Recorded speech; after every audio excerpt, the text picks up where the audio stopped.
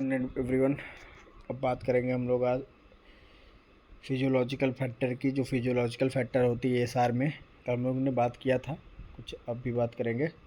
ठीक है, तो आपका पहला फैक्टर जो होगा वो आपका फिजियोलॉजिकल फैक्टर में पहला होगा प्लाज्मा फैक्टर। प्लाज्मा फैक्टर क्या है? फिब्रोजन, ग्लोबुलिन एंड कोलेस्ट्रॉल इंक्रीज्ड। अगर फिब्रोजन होगा, ग्लोबुलिन होगा और कोलेस्ट्रॉल होगा तो इंक्रीज होगा। ESR by decreasing negative charge, ESR decrease हो जाएगा due to negative charge of RBC. RBC में निगेटिव चार्ज वैसे ही एएसआर डिक्रीज हो जाएगा। Negative charge prevent the RBC came together. Negative charge जो होगा आरबीसी को एक साथ नहीं जुड़ने देगा, वो प्रिवेंट कर देगा। Plasma albumin retard sedimentation of RBC. Plasma albumin क्या करेगा? वो रिटार्ड कर देगा आरबीसी को। फिर बात करेंगे रेड सेल फैक्टर की। रेड सेल फैक्टर क्या है? Number and size. नंबर क्या है? Increase in red cell mass. क्या है? इंक्रीज कर देगा रेड। अगर आपका रेड सेल मास इंक्रीज है तो डिक्रीज हो जाएगा ईएसआर। अगर डिक्रीज है रेड सेल मास तो इंक्रीज हो जाएगा ईएसआर। रेड सेल मास क्या होता है? मास मॉलिक्यूलर ये सब होता है, जैसे सेल की कितना उसके अंदर क्या क्या वैल्यू है, उस वैल्यू के आधार पर बोलते हैं सेल मास। और cell mass increase in red cell mass होगा। अगर रेड सेल मास इंक्रीज है तो डिक्रीज हो जाएगा ईएसआर। अगर डिक्रीज है तो इंक्रीज हो जाएगा ईएसआर। साइज़ की बात करेंगे। Microcyte sediment slowly and microcyte sediment repeatedly then normocyte. देखो, माइक्रो मतलब होता है स्मॉल, माइक्रो मतलब होता है बड़ा, नार्मो मतलब होता है नॉर्मल सेल की साइज शेप की बात होगी। तो माइक्रो सेडिमेंटेशन क्या होता है? माइक्रोसाइट सेडिमेंट स्लोली करता है, और माइक्रोसिटी सेडिमेंटेशन बड़ी तेज़ करता है ड्यू टू नॉर्मल सेल के बिहाव में।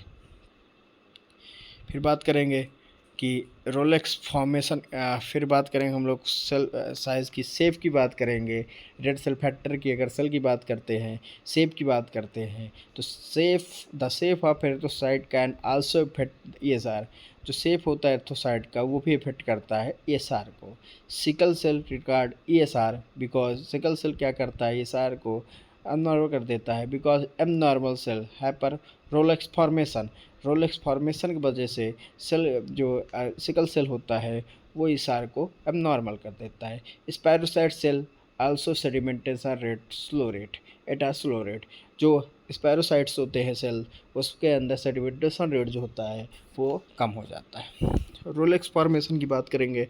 रोलेक्स फॉर्मेशन क्या होता है? रोलेक्स फॉर्मेशन की अगर हम बात करते हैं तो उसमें ये देखते हैं कि ऐसे ऐसे कॉइन रख दिया जाए, 1 2 3 4 5 6 7 8 9 10 11 12, ऐसे ऐसे सीरियल, एक ऊपर एक, एक ऊपर एक, एक ऊपर एक, एक ऊपर एक, एक ऊपर एक, ऐसे करके कॉइन रख दिया जाए।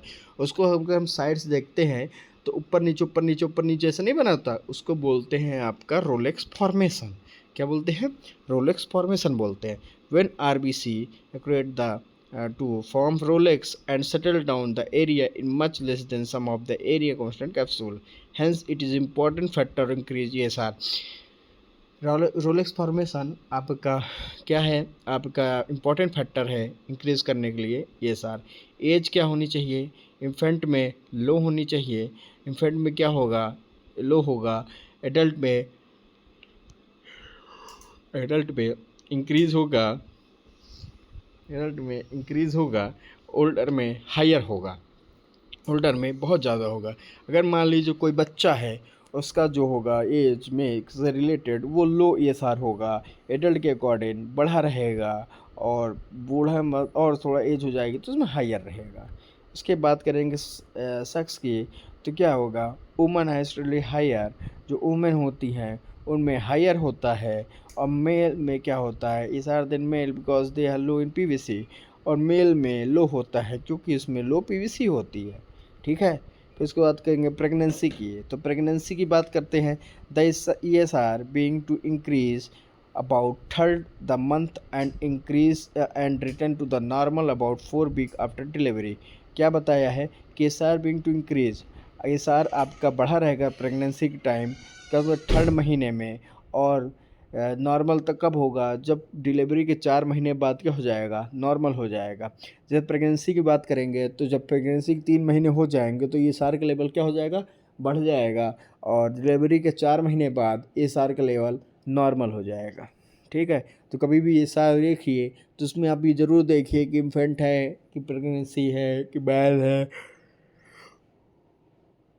कि वुमेन है। उस आधार पे आपको उसकी रिपोर्ट को देखना है। ठीक है, अब बात करते हैं लेबोरेटरी फैक्टर की। लेबोरेटरी फैक्टर में सबसे पहले आता है टेम्परेचर। टेम्परेचर क्या है, test should be done at 20 degree Celsius to 25 degree Celsius. Test क्या है, शुड बी डन होना चाहिए 20 से 25 डिग्री सेल्सियस में। The higher temperature cause fall size high result due to reduction in plasma viscosity. इसकी बात किया, अगर हायर टेम्परेचर का हो जाएगा तो जो हाई रिजल्ट हो जाएगा due to reduction of plasma viscosity. Always being refrigerator blood at 80 rotation per minute की बात हो रही है, यहाँ पे रोटेशन की बात हो रही है। हमेशा हमें रेफ्रिजरेटर में ब्लड रखना है।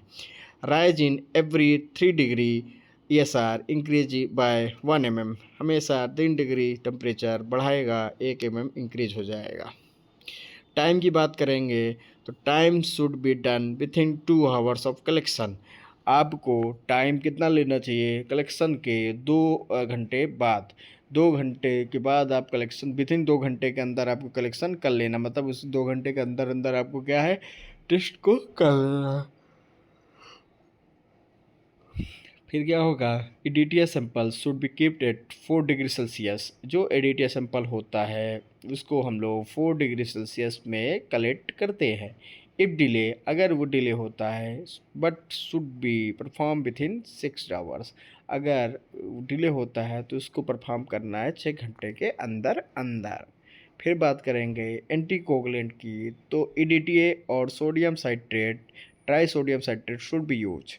EDTA और सोडियम साइट्रेट जो होता है एंटीकोगुलेंट, उसको यूज करते हैं। Heparin alternate cell membrane potential and should not be use. Heparin का यूज नहीं करते हैं, वो सेल मेम्ब्रेन को पोटेंशियल बना देता है, इस वजह से उसको यूज नहीं करते हैं। ठीक है, अब बात करेंगे ट्यूब फैक्टर की। तो ट्यूब फैक्टर क्या होता है, ट्यूब फैक्टर की अगर बात करते हैं, ट्यूब फैक्टर क्या है, ESR is greater with long tube. ESR आपका बढ़ा रहेगा किसमें, लॉन्ग ट्यूब में। Inner diameter should be 2.5 mm और more to become capillary alternation. मतलब की बात हो रही है, ESR जो होगा वो ग्रेटर होगा विथ लॉन्ग ट्यूब में। Inner diameter should be 2.5 mm। Inner diameter जो उतना होगा वो 2.5 mm होगा। और more to overcome capillary action. Position of tube, position of tube की बात की, tube should be perfectly vertical. Tube जो होगा वो वर्टिकल में रखा जाएगा।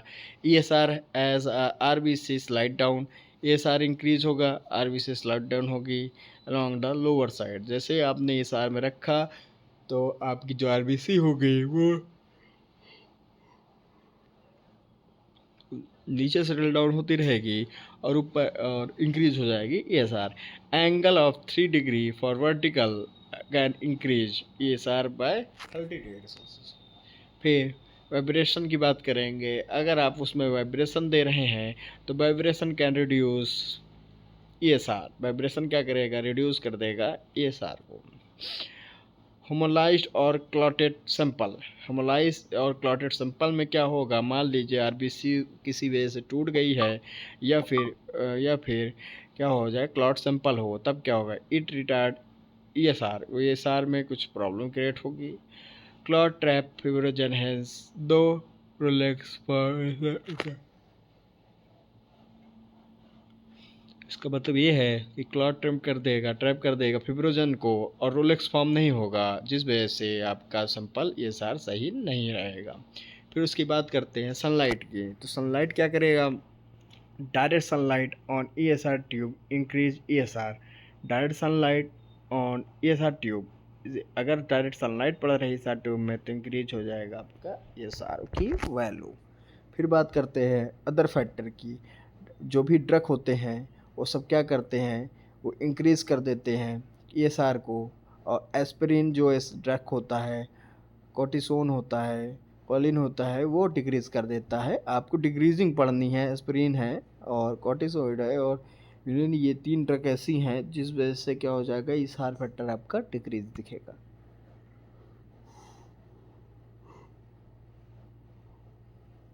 ये फार्मूला आप लोग सही से देख रहे होंगे, जनरल है और इसी वजह से निकाला जाता है। क्लिनिकल सिग्निफिकेंस की अगर हम लोग बात करते हैं तो किसके क्लिनिकल सिग्निफिकेंस में इंक्रीज ईएसआर कब होगा और डिक्रीज ईएसआर कब होगा।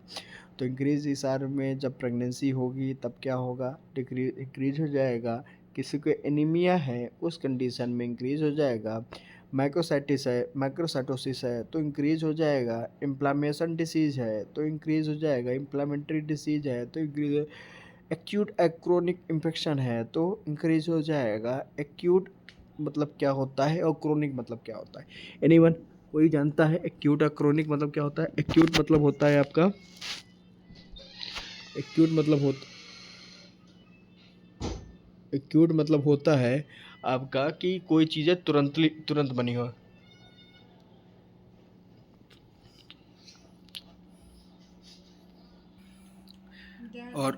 और दूसरी बात करेंगे, जब मान लीजिए किसी को एथराइटिस हो उस कंडीशन में आपका क्या नाम इंक्रीज हो जाएगा ईएसआर। एनीमिया होगा तब इंक्रीज हो जाएगा। ट्यूबरकुलोसिस होगा तो इंक्रीज हो जाएगा। सिम्पैटिक होगा तो इंक्रीज हो जाएगा। डिक्रीज ईएसआर में हाइपर विस्कोसिटी में डिक्रीज हो जाएगा। डिक्रीज फिब्रोजन लेवल, पॉलीसाइथीमिया में, सिकल सेल एनीमिया में, स्पायरोसाइटोसिस पे और माइक्रोसाइटोसिस में। ये सारी चीज़ें हम लोग पिछले जब हम लोग का आपका सेकेंड सेमेस्टर था आई थिंक, तो ये सारी चीज़ें हम लोगों ने डिस्कस किया था। तो आप लोगों में जो ये नहीं समझ में आएगा मुझे मैसेज कर देना, मैं आपको सारी चीज़ें इसमें एक्सप्लेन कर दूंगा। फिर बात करते हैं मेथड। कितने मेथड होते हैं? 4। पहला मेथड आपका विंट्रोब मेथड, दूसरा वेस्टर्न मेथड, तीसरा मॉडिफाइड वेस्टर्न मेथड, चौथा ऑटोमेटिक मेथड। तो विंट्रोब मेथड की बात करते हैं। विंट्रोब मेथड क्या है? It is a close eight one and. एक एंड से क्या होगा? क्लोज होगा, एक एंड में खुला रहेगा। लेंथ कितनी होगी? 110 mm लॉन्ग, 110 mm की ट्यूब होती है वो लॉन्ग रहेगी। Internal bore diameter, internal bore कितना होगा? 2.5 mm। Tube are calibrate one both side, tube दोनों ट्यूब इज कैलिब्रेट होगा कितने? वन ऑफ बोथ साइड से 0.10 एंड 10 से 0 से 10 और 10 से 0। अब सैंपल की रिक्वायर्ड की बात करेंगे तो सैंपल कौन सा होगा? ईडीटीए ब्लड होगा। और एस्पिरेट रिक्वायरमेंट की बात करेंगे विंट्रोब ट्यूब, इंटरव स्टैंड, ईएसआर नीडल, टाइमर। तो क्या होगा कि आपने सैंपल लिया, 2 आवर्स के अंदर उसको क्या करना है? ब्लड सैंपल ले लेना है और उसको सैंपल को टेस्ट कर देना है। सैंपल कौन सा लगेगा? ईडीटीए लगेगा, राइट। फिर प्रिकॉशन की बात करेंगे। मिक्स द एंटीकोगुलेंट ब्लड थोर्सली, मतलब आपको एंटीकोगुलेंट ब्लड को क्या करना है? मिक्स करना है, ठीक है। Fill the Wintrobe tube by using वॉइसर पिपिटिंग अप टू मार्क 0। मतलब क्या करना है? फिल करना है वेंट्रोब ट्यूब को बाय यूजिंग वॉइसर pipette up to 0 mark, 0 mark put कर मतलब उसको क्या करना है? फिल कर देना है। Place the tube vertically in the stand, एक स्टैंड होता है उसमें आपको वर्टिकली ट्यूब को ऐसे रख देना है। Note the ESR at the end of 1 hours, 1 hours तक आपको क्या करना है? ईएसआर को छोड़ देना है। क्यों छोड़ देना है? कि हम लोग स्टार्टिंग में जब पढ़े थे तो हम लोग ने ये पढ़ा था कि स्टार्टिंग में जब हम लोग पढ़े थे तो हम लोगों ने ये पढ़ा था कि कैसे, मतलब कैसे किस टेम्परेचर से हम लोग कितने हावर्स में क्या करते हैं। तो जिससे 1 घंटा होता है, ठीक है। तो ये होता है, देखो, जो आपका स्टेज ऑफ रोलेक्स फॉर्मेशन होता है वो 10 मिनट होता है। स्टेज ऑफ सेडिमेंटेशन 40 मिनट होता है। और स्टेज ऑफ पैकेजिंग कितना होता है? 10 मिनट की स्टेज ऑफ पैकेजिंग होती है। तो अगर आप इसको जोड़ें तो कितना हो जाएगा? 10 40 10 50 और 10 60, तो 60 मिनट की बात हो गई। तो 60 मिनट में होता है 1 आवर्स, और 1 आवर्स में से इसको हम लोग करते हैं, ठीक है। अब इसके बाद बात करेंगे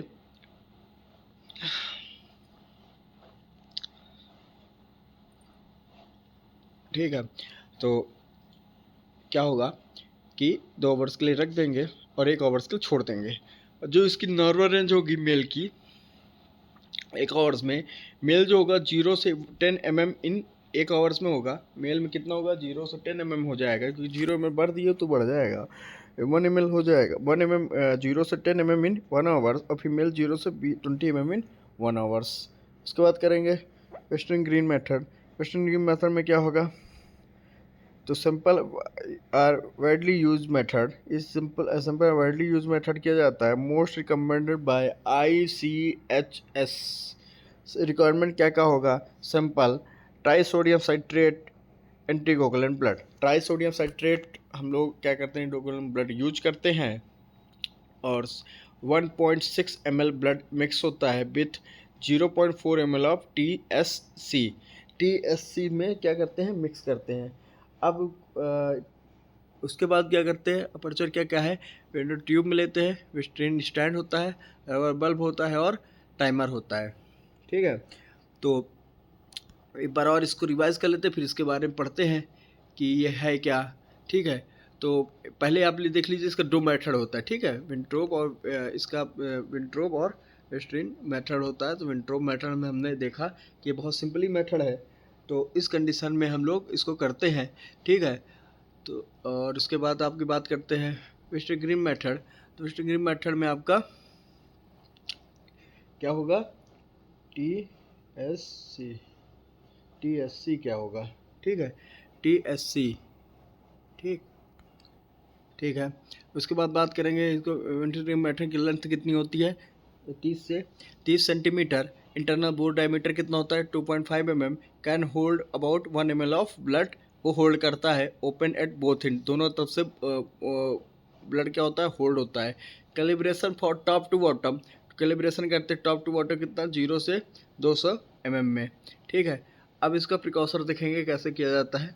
ठीक है, इसका प्रिकॉशन देखो, एडवांटेज डिसएडवांटेज ये सारी चीज़ें देखेंगे। प्रिकॉशन देखते हैं। ठीक, तो प्रिकॉशन में अगर बात करते हैं कि क्या होता है प्रिकॉशन, तो प्रिकॉशन की ये है कि आपका मिक्स द ब्लड, पहले आपको मिक्स करना पड़ेगा। Draw the blood into the tube up to 0 mark. 0 mark tube को क्या करना है, आपको फिलअप कर देना है with the help of rubber bulb. एक रबर बल्ब होता है, ऐसा लंबा सा होता है, उसमें पूरी तरीके से आप लोग यूज कर सकते हैं। विंग out blood from bottom of the tube, विंग आउट करना है बॉटम के ट्यूब से। ठीक है, transfer the tube to Westergren, Westergren को वर्टिकली रख देना है। ठीक, record the time and take reading, record करना, टाइम को टेक करना है, मतलब उसके बाद उसको रिकॉर्ड को देखना है। नॉर्मल वैल्यू कितनी होगी, male 0 to 5 mm in 1 hours. Male में कितना होगा, 0 से 5 mm इन 1 आवर्स, और फीमेल में कितना होगा, 0 से 7 mm इन 1 आवर्स। 0 के 5 mm कितना होगा 1 आवर्स में, और फीमेल में 0 से 7 mm इन 1 आवर्स। एडवांटेज की बात करेंगे, तो एडवांटेज क्या होगा, most repeatable and given accurate result, आपका क्या है, एक्यूरेट रिजल्ट देता है और बहुत सस्ता है। डिसएडवांटेज की बात करेंगे, मोर ब्लड इज रिक्वायर्ड, सही है, आपका बहुत ज़्यादा ब्लड आपको रिक्वायरमेंट होगा इसमें। ठीक है, difficult to fill blood in the tube, difficulty होगी आपको ट्यूब में ब्लड डालने में। ठीक है, PCV can not be done, इसमें पैक सेल वॉल्यूम नहीं डन कर सकते। माउथ पिपिटिंग में भी हजार्ड। ठीक है, अब मॉडिफाइड वेस्टर्न ट्यूब मेथड की बात करेंगे, क्या करेंगे, EDTA blood is EDTA blood use instead of citrate, आप उनको साइट्रेट का इंसल्ट करेंगे। 2 ml EDTA ब्लड लेंगे इन डाइल्यूटेड विथ, 2 ml हम EDTA ब्लड लेंगे और डाइल्यूट करेंगे इससे 0.5 ml से, 0.5 ml से हम क्या करेंगे, डाइल्यूट करेंगे ऑफ 3.8, और क्या करेंगे ऑफ 3.8% TSC और 0.85% NaCl। मतलब हम 2 ml EDTA ब्लड लेंगे, उसको डाइल्यूट बनाएंगे किसमें, 0.5 ml में, जिसमें आपका TSC कितना होगा 3.8% और NaCl कितना होगा 0.85%। ठीक, undiluted blood give pure precaution, undiluted blood क्या होगा, आपका प्योर प्रिकॉशन होगा। ऑटोमेटिक मेथड की बात करेंगे, ऑटोमेटिक मेथड में बहुत सारे होते हैं, ये सार, स्टाफ प्लस, सेडिमेंट, जीता सेडिमेंटेशन, ये सारी चीज़ ऑटोमेटिक मशीनें हैं। ठीक है, तो इसमें क्या होता है, प्लाज्मेट्रिक 20 इंस्ट्रूमेंट में it is design to measure 20 blood sample, ये क्या करता है, 20 ब्लड सैंपल को क्या करता है, आपको मेजर करके बता देता है। ये सार की मशीन होती है और बड़ी सी ट्यूब लगती है, और उसकी जो ट्यूब होती है वो बिल्कुल एक कांच की प्लेट के जैसे टाइप की होती है। कांच की प्लेट आप देखें, कोई कांच का एक बॉटल देखें उस हिसाब से होती है, बिल्कुल छोटी। उसमें जो ब्लड लिया जाता है, पूरा ब्लड लिया जाता है। सार का पूरा पूरा ब्लड लेके एक मशीन होती है, गोला गोला लगा होता है। जैसे आप लोग पता नहीं कुछ लोग देख, जब बचपन में एक खिलौने की एक गन मिला करती थी जिसको बोलते थे रिवॉल्वर, तो उसके अंदर कई सारे छेद हुआ करते थे। उसमें हम लोग बारूद डालते थे, फिर उसको क्या करते थे, उसको घोड़ा वोड़ा दबाते थे तो बोला करता था।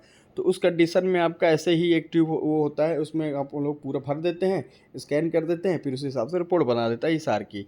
तो क्या it is design to measure 20 blood sample, ये 20 ब्लड सैंपल को लेता है। Result can be comfortable up to Westergren, सही बात है। Result are available approximately 22 minute के अंदर आपका रिजल्ट आपको बता देता है। फिर क्या वर्किंग प्लेस, क्या वर्किंग प्रिंसिपल क्या क्या है। Blood is collected in special cuvette, blood को कलेक्ट किया जाता है स्पेशल क्यूवेट में, वो मैंने आपको बताया, एक ऐसे कांच टाइप का होता है, ठीक है। Sample is mixed by instrument, sample क्या करता है, मिक्स कर देता है इंस्ट्रूमेंट के through. Sample is allowed to stand 18 degree Celsius में, क्या करता है 18 डिग्री में क्या करते हैं उसको हम लोग क्या करते उसको स्टैंड करते हैं। Up to optical sensor measure ESR, data elaborate and printed, ठीक। ESR हल्ड plus it is centrifuge, it is a centrifugal base method, एक बेस मेथड है। Provide result in 5 minute, 5 minute में आपको रिजल्ट ये दे देता है। उसके बाद बात करते हैं वर्किंग प्रिंसिपल की। Sample is place in centrifuge, sample को हम लोग क्या करते हैं सेंट्रीफ्यूज में प्लेस करते हैं। The rad laser detector the erythrocyte plasma interface and take multiple measurement. इसके बाद needle position sedimentation is identify software लॉगरेट एंड डिटरमाइनेस ESR रिजल्ट। उसके बाद करते हैं सेडिमेंट की। तो सेडिमेंट क्या है इसकी बात करेंगे।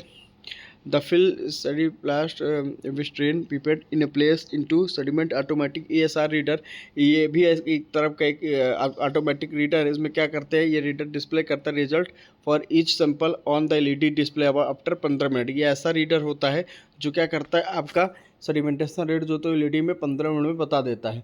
और फिर ये क्या करता है, ये मैं आपकी जो रिजल्ट की कॉपी होती है इसको मेमोरी के तौर पर रख लेता है, प्रिंट आउट निकाल के आपको दे देता है। अब क्या है zeta sedimentation ratio, zeta sedimentation ratio क्या होता है इसके बारे में पढ़ेंगे, फिर जैसे एडवांटेज डिसएडवांटेज के बारे में पढ़ेंगे, ठीक है। The ESR is perform using A special small bore capillary tube that is filled with blood, capillary tube होती है उसको हम फिल करते हैं ब्लड को, एंड इसमें हम 4-5 मिनट in special centrifugal card Zetafuge, 3 से 4 मिनट तक हम सेंट्रीफ्यूज में रखते हैं, बोलते हैं जेटाफ्यूज। फिर उसका centrifuge alternate composing and disappear the RBC under स्टेलाइज कंट्रीब्यूटर फोर्स, और RBC सेंट्रीफ्यूगल फोर्स में इसका करता है। Tube is the read and special reader to obtain value card zeta side. It is repeat correct of anaemia and record only small blood sample with desirable and pediatric patient। ये क्या करता है, ये आदमी क्या करता है, कि ये रिपीटली इट इज रिपीटली क्या करता है कि ये it is repeat correct of anaemia, ये एनीमिया को क्या करता है करेक्ट करता है, और रिकॉर्ड होता है स्मॉल ब्लड के लिए। और क्या नाम है, पीडियाट्रिक पेशेंट को, पीडियाट्रिक पेशेंट को क्या करता है, पीडियाट्रिक पेशेंट को देता है। पीडियाट्रिक पेशेंट को मतलब कि डिजायरेबल है पीडियाट्रिक पेशेंट के लिए, ठीक है। एडवांटेज ऑफ ऑटोमेटिक एनालाइजर की बात करेंगे, ठीक।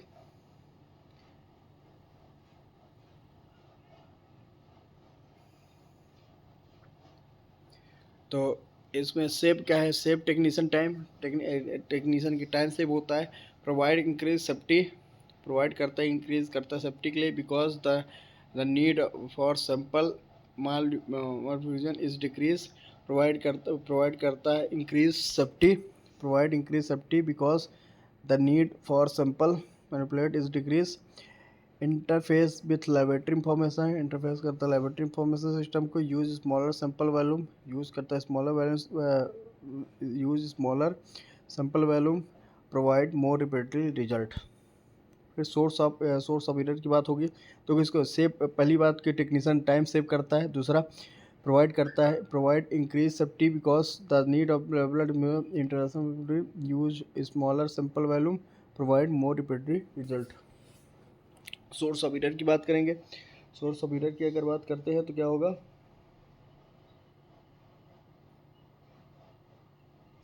सोर्स ऑफ रिजल्ट की बात करते हैं तो क्या होगा, improper ratio of blood and anticoagulant, haemolyse simple हो सकता है, क्लॉटेड ब्लड हो सकता है, presence of air bubbles, error due to sunlight, vibration, small bore size, dirty and wet tube, delay in performing the test. Thank you so much. ये आपका आज का ESR कंप्लीट हो गया। एक बार फिर रिवाइज कर लेते हैं 5 मिनट के लिए।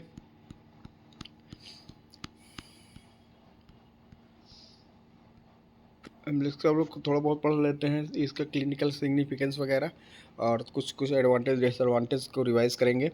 तो इसमें क्या है कि क्लिनिकल सिग्निफिकेंस इंक्रीज ESR और डिक्रीज ESR। इंक्रीज ESR में प्रेगनेंसी होनी चाहिए, एनीमिया, तो अगर मान लीजिए प्रेगनेंसी हो, किसी को एनीमिया हो, माइक्रोसाइटोसिस हो, इन्फ्लामेटरी हो, एक्यूट एंड क्रोनिक इन्फ्लामेशन हो, मल्टीपल माइलोपा हो, एथलेटिक फीवर हो, एथलेटिक्स हो, और क्या नाम एनीमिया हो, ट्यूबरकुलोसिस हो, ठीक है। हाइपर विस्कोसिटी में डिक्रीज हो जाएगा, डिक्रीज फिब्रोजन में क्या फिब्रोजन लेवल में, और पॉलीसाइथीमिया क्या होगा, डिक्रीज हो जाएगा, जिसमें सिकल सेल एनीमिया में स्पेरोसाइटोसिस, माइक्रोसाइटोसिस मतलब होता है जो आपकी जो RBC सेल है वो क्या होगी, डिक्रीज होगी, और जहाँ स्पेरोसाइटोसिस बहुत ज़्यादा लगातार सेल बन रही होगी, पॉलीसाइथीमिया में RBC WBC पेटर सब इंक्रीज हो जाएंगे, सिकल सेल एनीमिया में जो सेल RBC साइज जो सिकुड़ जाएगी, डिक्रीज फिब्रोजन लेवल और विस्कोसिटी।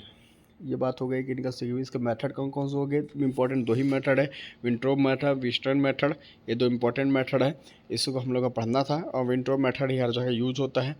और इसकी बात करेंगे तो और इसकी में देखेंगे तो कौन सा ब्लड चाहिए, एंटीकोगुलेंट ब्लड चाहिए।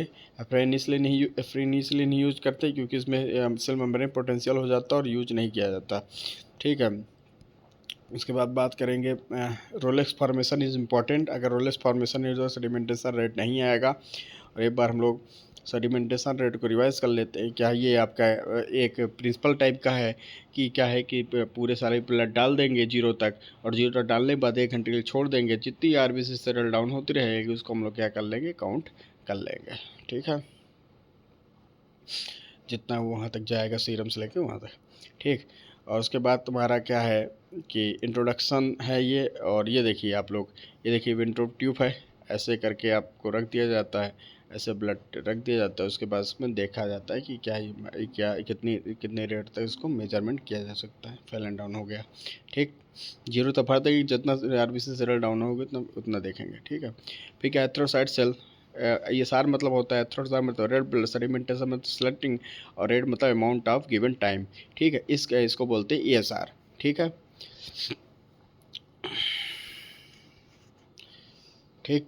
तो ये आप लोग ध्यान से देख लीजिएगा, ये आपका ब्लड है, प्लाज्मा कितना जा रहा है। रिडक्शन की बात हम लोग कर लिए थे क्या है, और इसको हम लोग किस में लेते हैं, यूनिट मेजर में mm पर आवर्स के मेजरमेंट से इसको हम लोग लेते हैं, ठीक है। Thank you. मैकेनिज्म की बात आप देख लीजिए, मैकेनिज्म भी कि ESR determines interaction between factor of fibrinogen and reset the negative charge of RBC that triple is sedimentation rate. अभी मैं पिछले क्लासेस में मैंने कुछ बता रखा था इसको। और रेट ऑफ रोलेक्स फॉर्मेशन कितना होना चाहिए, 10 मिनट, और rate of sedimentation rate 40 minute होता है, और स्टेज ऑफ पैकिंग कितना होता है, 10 मिनट होता है, तो 10 40 50 और 10 मिनट 60। उसके बाद बात करेंगे फैक्टर फिटिंग की, तो फैक्टर फिटिंग हम लोग देख लिए थे। अगर सनलाइट पड़ेगा तो ESR क्या होगा, देखो लेबोरेटरी में आपको क्या क्या फैक्टर फिट करेगा, उसमें आप लोग देख लीजिए। फैक्टर फिट में प्लाज्मा फैक्टर होगा तो फिट कर जाएगा फिजियोलॉजिकल कंडीशन में। रेड सेल फैक्टर आपका क्या करेगा, फिजियोलॉजिकल फैक्टर मतलब जिसके अंदर ही कोई चीज़ दिक्कत हो, हाँ। उसके बाद रोलेक्स फॉर्मेशन हो, एज, सेक्स, प्रेगनेंसी के टाइम पे। अगर लेबोरेटरी फैक्टर देखेंगे तो टेम्परेचर, टाइम, एंटीकोगुलेंट, और ट्यूब फैक्टर, और ट्रेनिंग ट्यूब, और vibration, sunlight. Thank you so much. आज की क्लास आपकी ख़त्म हुई, कल बात करते हैं।